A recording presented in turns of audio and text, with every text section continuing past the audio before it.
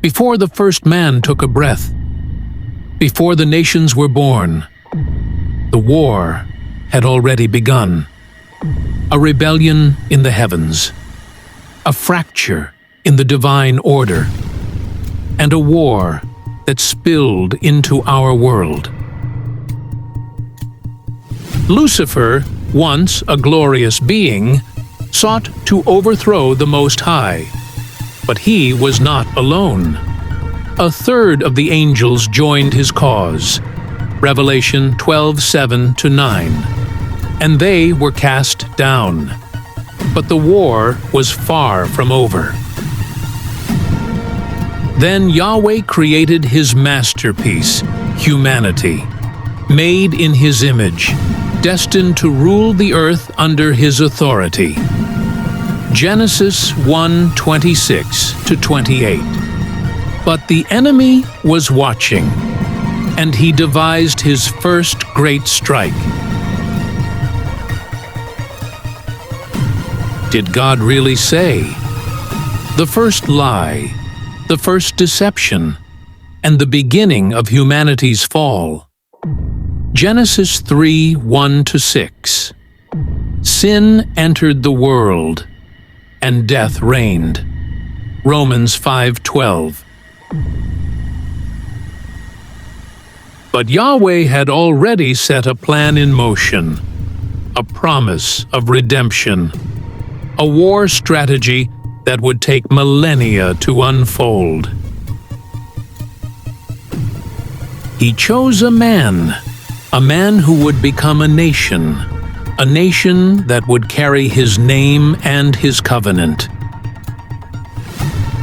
Look up at the sky. Count the stars if you can.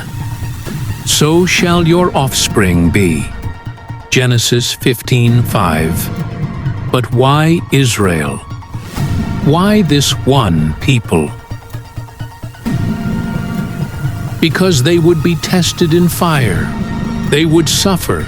They would be exiled, but they would never be lost.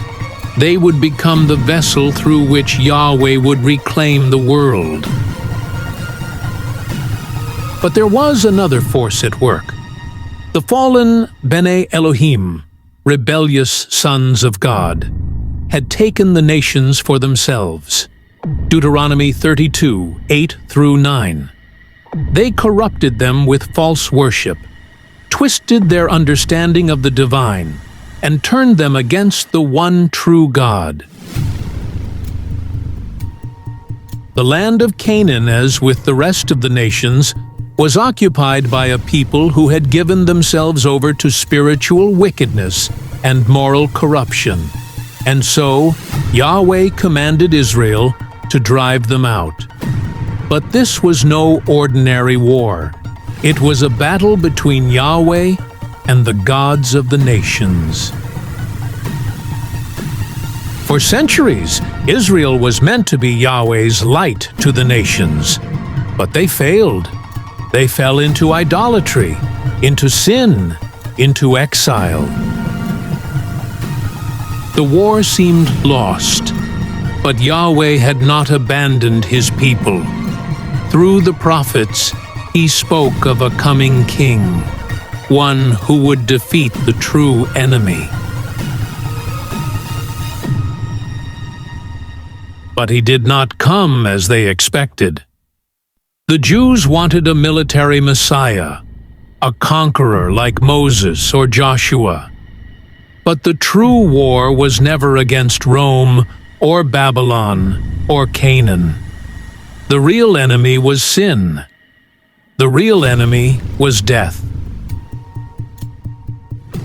And so he fought the battle they did not see.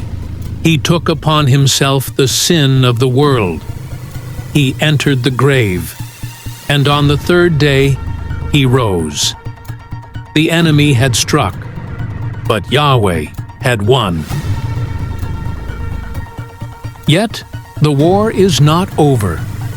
The forces of darkness still move against Yahweh's people. The nations rage, the deception grows, and the final battle draws near.